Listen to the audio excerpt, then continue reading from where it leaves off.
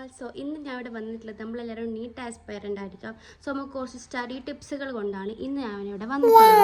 First of all നിങ്ങൾ ചെയ്യേണ്ട കാര്യം എന്ന് വെച്ച് കഴിഞ്ഞാൽ നമ്മൾ ഹെൽപ്ഫുൾ ആയിട്ടുള്ള കുറച്ച് വീഡിയോസുകൾ അതുപോലെ തന്നെ നമുക്ക് ഹെൽപ്ഫുൾ ആയിട്ടുള്ള എന്തെങ്കിലുമൊക്കെ കണ്ടു നോക്കിയ കാര്യമുള്ളൂ. അതുകൊണ്ട് തന്നെ നമുക്ക് എല്ലാവർക്കും ഇപ്പോൾ നല്ല പോകണം ടെൻഷൻ ഉണ്ടാവും, എങ്ങനെ മുമ്പോട്ട് പോകണം, നീറ്റിലേക്ക് മാർക്ക് കുറഞ്ഞു പോവോ അല്ലെങ്കിൽ കൂടി പോയാലും കുഴപ്പമില്ല, കുറഞ്ഞു പോകരുത് എന്നുള്ള പേടി എല്ലാവരുടെയും ഉള്ളിലുണ്ടാവും. സോ അതുകൊണ്ട് തന്നെ ഞാൻ നിങ്ങൾക്ക് എങ്ങനെയാണ് ഹെൽപ്ഫുൾ ആയിട്ട് യൂസ് ചെയ്യുന്നത് പറഞ്ഞുതരാം. ഫസ്റ്റ് ഓഫ് ഓൾ ആയിട്ട് തന്നെ നിങ്ങളെല്ലാവരും മോർണിംഗിൽ എണീക്കുന്ന ആൾക്കാരായിരിക്കാം, പ്രത്യേകിച്ച് നമ്മൾ ഒരു ഹോസ്റ്റലിലൊക്കെ നിൽക്കുന്ന ആൾക്കാരായിരിക്കും, ചിലപ്പം വീട്ടിലിരുന്നിട്ട് പഠിക്കുന്ന ആൾക്കാരുണ്ടാവും.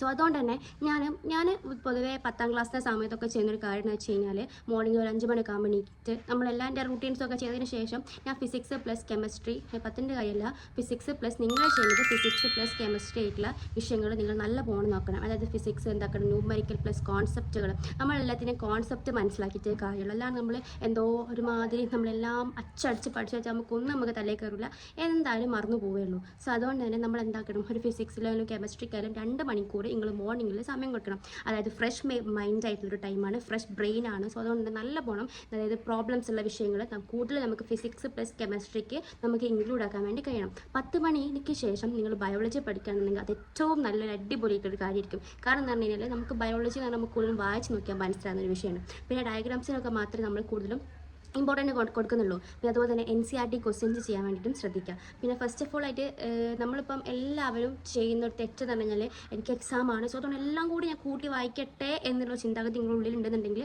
അത് തെറ്റാണ്. ഒരിക്കലും നിങ്ങൾ അങ്ങനെ ചെയ്യരുത്. ഓരോന്നിനും ഓരോ സമയം എടുക്കുക. അതായത് നമുക്ക് ബയോളജി ഒരു ദിവസം നിങ്ങൾക്ക് ഒരു 3 മുതൽ 4 ചാപ്റ്റേഴ്സ് വരെയെങ്കിലും തീർത്ത് കഴിഞ്ഞാൽ അല്ലെങ്കിൽ ഒരു 1 മുതൽ ഒരു 3 പാഠം വരെയെങ്കിലും നിങ്ങൾ തീർക്കുക. അത് ഏറ്റവും നല്ലൊരു കാരണം എന്താണെന്ന് പറഞ്ഞു കഴിഞ്ഞാൽ നമുക്ക് എന്നാൽ പിന്നെ ഓവർ സ്ട്രെസ് എടുക്കാനില്ല. നമുക്ക് ഫിസിക്സ് എല്ലാത്തിനും നിങ്ങൾ എന്താക്കുക, ഒരു ടൈമിങ് കൊടുക്കുക. അതായത് ഫിസിക്സ് കെമിസ്ട്രിക്ക് ബയോളജിക്ക് ഒക്കത്തിനും നിങ്ങൾ എന്താക്കുക, ഞാനൊരു ഫിസിക്സ് ഒരു 2 മണിക്കൂർ, കെമിസ്ട്രി ഒരു 2 മണിക്കൂർ, ബയോളജി ഒരു 3 മണിക്കൂർ, അങ്ങനെ എന്താക്കുക കൂടുതലും കൊടുക്കുക. ബയോളജിക്ക് ഡയഗ്രാംസിന് കൂടുതലും വാല്യൂ ആയിട്ട് നിങ്ങൾ വൈകിട്ടാവുന്ന സമയത്ത് നമ്മളെല്ലാവരും ടയേർഡായിട്ടുണ്ടാവും, അപ്പോൾ അതുപോലെ നല്ല പോലെ സ്ട്രെസ്സായിട്ടുണ്ടാവും. സോ അന്നപ്പോൾ നിങ്ങൾ ചെയ്യേണ്ട കുറച്ച് കാര്യങ്ങളാണ് ഞാൻ പറഞ്ഞുതരാൻ വേണ്ടി പോകുന്നത്. MCQ ക്വസ്റ്റ്യൻസ് പ്രാക്ടീസ് ചെയ്തിട്ട് കാര്യമുണ്ടോ എന്ന് ചോദിക്കുന്നവരോടാണ് എനിക്ക് നിങ്ങളോട് പറയാനുള്ളത്. MCQ ക്വസ്റ്റ്യൻസ് എന്ന് പറയുന്നത് വെറുതെ നമ്മൾ ആ ക്വസ്റ്റ്യൻ്റെ ആൻസേഴ്സ് തന്നെ അച്ചടിച്ച് പഠിച്ചിട്ടൊന്നും ഒരു കാര്യവുമില്ല. പ്രത്യേകിച്ച് നിങ്ങളൊരു കാര്യം ഫോക്കസ് ചെയ്യേണ്ടതെന്ന് വെച്ച് കഴിഞ്ഞാൽ നമ്മളിപ്പോൾ MCQ ക്വസ്റ്റ്യൻസ് നമ്മൾ പഠിക്കുന്ന സമയത്ത് നമ്മൾ മാക്സിമം ഒരു 150 ക്വസ്റ്റ്യൻസ് എങ്കിലും നമ്മൾ ചെയ്ത് നോക്കണം. നല്ല പോണം ക്വസ്റ്റ്യൻസ് നിങ്ങൾ ചെയ്ത് നോക്കുക. 150 ക്വസ്റ്റ്യൻസൊക്കെ അതായത് ഫിസിക്സ് പ്ലസ് കെമിസ്ട്രി പ്ലസ് ബയോളജിയാണ് ഞാൻ പറഞ്ഞത്. ഒരു 3 ഈച്ച് ആൻഡ് എവറി സബ്ജക്റ്റുകളും നിങ്ങൾ എന്താക്കാൻ ശ്രദ്ധിക്കുക, MCQ ക്വസ്റ്റ്യൻസ് നിങ്ങൾ ട്രൈ ഔട്ട് ചെയ്യാൻ വേണ്ടി ശ്രദ്ധിക്കുക. കാരണം നമ്മൾ ക്വസ്റ്റ്യൻസ് ചെയ്തതിനനുസരിച്ചും അത്രയും നമുക്ക് എന്താവാണ് ചെയ്യുക, എക്സ്പീരിയൻസ്, അതായത് നമുക്ക് അത്രയും കൂടുതലും എഫേർട്ട് എടുക്കുന്നതിൻ്റെ ഒരു റിസൾട്ട് നമുക്ക് അവിടെ കാണാനുണ്ടാവും. പ്രത്യേകിച്ച് ക്വസ്റ്റ്യൻസ് ഒക്കെ നമുക്കിപ്പം എക്സാമിന് പോകുന്ന സമയത്ത് നല്ല പോകാൻ ടഫാവും. പക്ഷേ നമ്മൾ എന്തൊട്ട് നമ്മൾ PYQ ക്വസ്റ്റ്യൻസ് ചെയ്യാൻ ശ്രദ്ധിക്കുന്നു, അതിനനുസരിച്ച് നമുക്ക് ക്വസ്റ്റ്യൻ പാറ്റേണുകളും ഒക്കെ നമുക്ക് പെട്ടെന്ന് തന്നെ മനസ്സിലാക്കി എടുക്കാൻ വേണ്ടി കഴിയും.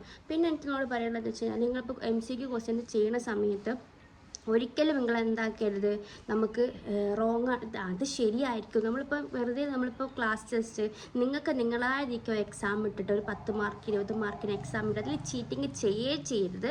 നിങ്ങൾ നല്ല പോണം ട്രൂ ആയിട്ട് ഇത് തെറ്റാണ് എന്നുള്ള രീതിക്ക് അത് നോട്ട് ചെയ്ത് വെക്കുക. എന്നിട്ട് അത് വീണ്ടും നിങ്ങൾ എന്താക്കുക, ചെയ്തിട്ട് പഠിക്കുക. എങ്കിൽ മാത്രമേ എന്താവുള്ളൂ, അവിടെ ഒരു റിസൾട്ട് ഉണ്ടാവുള്ളൂ. സോ അതുകൊണ്ട് MCQ ക്വസ്റ്റ്യൻസ് ചെയ്യുമ്പോൾ ശ്രദ്ധിക്കേണ്ട കാര്യങ്ങളാണ് ഞാനിപ്പോൾ നിങ്ങൾക്ക് പറഞ്ഞത്. പിന്നെ നമുക്കൊരു ഈവനിങ് ടൈമിൽ നമുക്ക് ചെയ്യേണ്ട കുറച്ച് റൂട്ടീൻസാണ് ഞാൻ പറഞ്ഞു തരാൻ വേണ്ടി പോകുന്നത്.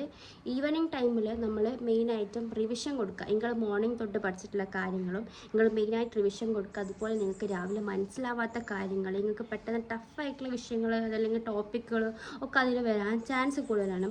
സോ അതുകൊണ്ട് തന്നെ നിങ്ങൾ എന്താക്കണം, ഈവനിങ്ങിൻ്റെ സമയത്ത് നിങ്ങൾക്ക് കിട്ടാത്ത കാര്യങ്ങളെ നിങ്ങൾ എന്താക്കുക, ഒന്നും കൂടി റിവൈസ് ചെയ്ത് നോട്ട് ചെയ്ത്, അതുപോലെ തന്നെ ഞാൻ പറഞ്ഞ പോലെ സ്റ്റിക്കി നോട്ടോ അല്ലെങ്കിൽ നിങ്ങൾക്ക് ഇഷ്ടമുള്ള നമുക്ക് ഷോർട്ട് നോട്ട്സ് ഒക്കെ ചെയ്തുള്ള നോട്ടൊക്കെ എത്രയോ അവൈലബിൾ ആണ്. വാങ്ങിയിട്ട് അത് ഷോർട്ട് നോട്ട്സ് ആക്കി ബയോളജിക്കൊക്കെ ഏറ്റവും ഹെൽപ്ഫുൾ ആയിട്ടുള്ള ഒരു കാര്യമാണ് നമുക്ക് ഷോർട്ട് നോട്ടുകൾ.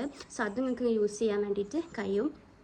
സോ നിങ്ങൾക്ക് ഷോർട്ട് നോട്ടുകൾ യൂസ് ചെയ്യാം. അത് പെട്ടെന്ന് തന്നെ ബ്രെയിനിൽ സ്റ്റോർ ചെയ്യാൻ വേണ്ടിയിട്ടും ഹെൽപ്പ് ചെയ്യും. പിന്നെ നിങ്ങൾ ഈ നൈറ്റിൽ ചെയ്യേണ്ട കാര്യം എന്ന് വെച്ച് കഴിഞ്ഞാൽ എല്ലാ സംഭവങ്ങളും ഒന്ന് റിവൈസ് ചെയ്തിട്ട് എനിക്ക് ഓക്കെ ആണോ എന്നുള്ളത് നിങ്ങൾ ഉറപ്പ് വരുത്തണം. കാരണം നമ്മൾ ഇത്രയും പഠിച്ചത് റിവൈസ് ചെയ്തിട്ടില്ലാതുണ്ടെന്നുണ്ടെങ്കിൽ നാളെ ആകുമ്പോഴത്തേനും നമ്മളിത് എത്ര തല കുത്തി പഠിച്ചിട്ടും ഒരു കാര്യവുമില്ല. സോ അതുകൊണ്ട് നിങ്ങൾ എത്ര എഫേർട്ട് ഇട്ട് പഠിക്കണോ അത്രയും എഫേർട്ട് ഇട്ട് നിങ്ങൾ റിവിഷൻ ചെയ്യാൻ വേണ്ടിയിട്ടും ശ്രദ്ധിക്കുക. അതുപോലെ തന്നെ നിങ്ങൾ ഇന്നിപ്പോൾ പഠിച്ച കുറേ കാര്യങ്ങൾ നാളെ രാവിലെ ഒന്ന് ബ്രഷൊക്കെ ചെയ്ത് വന്നതിന് ശേഷം നിങ്ങൾ എന്താക്കുക, എന്താക്കുക, ഒന്നും കൂടിയും റിവൈസ് ചെയ്ത് നോക്കുക. എൻ്റെ മൈൻഡിൽ അതുണ്ടോ, ഞാൻ എന്തും അത് ഫോക്കസ് ചെയ്ത് പഠിക്കണോ എന്നുള്ളത് എന്താക്കുക, നിങ്ങൾ ഒന്നും കൂടിയും അത് റിവൈസ് ചെയ്ത് നല്ല പോണം ഒന്നും കൂടി നോക്കുക. എന്നിട്ടും അതിൽ നിങ്ങൾക്ക് മറന്നു പോകുന്നുണ്ടെന്നുണ്ടെങ്കിൽ അത് നോട്ട് ചെയ്യുക, വീണ്ടും അതിനെ റിപ്പീറ്റ് ചെയ്യുക. സോ അതുകൊണ്ടാണ് ഞാൻ പറയുന്നത്, ഒരിക്കലും എനിക്ക് കിട്ടൂല അല്ലെങ്കിൽ എനിക്ക് നീറ്റ് ക്രാക്ക് ചെയ്യാൻ പറ്റൂല എന്ന രീതിക്കാണ് നിങ്ങൾ ഇപ്പോഴും നിൽക്കുന്നുണ്ടെന്നുണ്ടെങ്കിൽ ഒരിക്കലും അത് നിങ്ങൾക്ക് തെറ്റിപ്പോയൊരു കാര്യമാണ്. നമുക്ക് എല്ലാവർക്കും കഴിയും, എല്ലാവരും ഈ ലോകത്തിലെ എല്ലാവരും മനുഷ്യന്മാരാണ്, ഓരോരുത്തരും ഓരോന്നും നേടി വരുന്നുണ്ട്. സോ അതുപോലെ തന്നെ നമുക്കും പഠിച്ചവൻ ഓരോ കഴിവുകൾ നമുക്ക് തന്നിട്ടുണ്ടാകും. സോ അതുപോലെ നമ്മൾ മാക്സിമം യൂട്ടിലൈസ് ചെയ്ത് നമ്മൾ എഫേർട്ടുകൾ എടുത്തിട്ട് നമ്മൾ എന്താക്കുക, നല്ല പോണം പഠിക്കാൻ വേണ്ടി ശ്രദ്ധിക്കുക. പിന്നെ എന്താ പറഞ്ഞാൽ ശ്രമിച്ചിട്ട് കിട്ടാവുന്നതും നമ്മളെ കുറ്റമല്ല, ചിലപ്പം അതിനെക്കാട്ടിലും ബെറ്റർ ആയിട്ടുള്ളൊരു ഓപ്ഷനെ പഠിച്ച് നമ്മൾ മുമ്പിൽ കണ്ടെത്തിയിട്ടുണ്ടാവും. സോ അതും കൂടി നിങ്ങളൊന്ന് ശ്രദ്ധിക്കാനുള്ള കാര്യം ഉറപ്പ് വരുത്താണ്. സോ ഇത് നീറ്റ് റിലേറ്റഡ് ആയിട്ടുള്ള വീഡിയോ ആണ്. അപ്പം നിങ്ങൾക്ക് ഇനിയും എന്തെങ്കിലും ഡൗട്ട്സും കാര്യങ്ങളും ഉണ്ടെന്നുണ്ടെങ്കിൽ കമൻറ്റ് ചെയ്യാൻ വേണ്ടിയിട്ട് ശ്രദ്ധിക്കണം. കാരണം നമുക്ക് എങ്ങനെയാണ് നിങ്ങളുടെ പ്രോബ്ലംസ് എന്താണ്, നിങ്ങൾ എവിടെ വരെ എത്തി എന്നൊന്നും നമുക്കൊന്നും അറിയില്ല. സോ അതുകൊണ്ട് തന്നെ നിങ്ങൾക്ക് കാര്യങ്ങളൊക്കെ ഉണ്ടെന്നുണ്ടെങ്കിൽ നിങ്ങൾ കമൻറ്റ് ചെയ്യുക. സോ അടുത്ത വീഡിയോ ആയിട്ട് ഞാൻ വരുന്നതാണ്. സോ ഇഷ്ടപ്പെട്ടാൽ ലൈക്ക് ചെയ്യുക, ഷെയർ ചെയ്യുക, സബ്സ്ക്രൈബ് ചെയ്യുക. നിങ്ങളുടെ ഫ്രണ്ട്സിനെയും കൂടി ഒന്ന് ഷെയർ ചെയ്ത് കൊടുക്കുക. കാരണം ഇങ്ങനത്തെ കാര്യങ്ങളൊക്കെ കണ്ടെന്നുണ്ടെങ്കിൽ അവരും കൂടി ഒന്ന് പഠിക്കട്ടെ എന്നുള്ള രീതിക്ക് നിങ്ങളൊന്ന് ഷെയർ ചെയ്ത് കൊടുക്കുക. സോ പിന്നും ഇങ്ങനത്തെ നീറ്റ് റിലേറ്റഡ് വീഡിയോ അല്ലെങ്കിൽ ഇനി ഏത് കോഴ്സാണെന്നുണ്ടെങ്കിലും നമുക്ക് ഇങ്ങനത്തെ സ്റ്റഡി ടിപ്പുകളാണ് വേണ്ടതെന്ന് വെച്ച് കഴിഞ്ഞാൽ do you comment below. So by.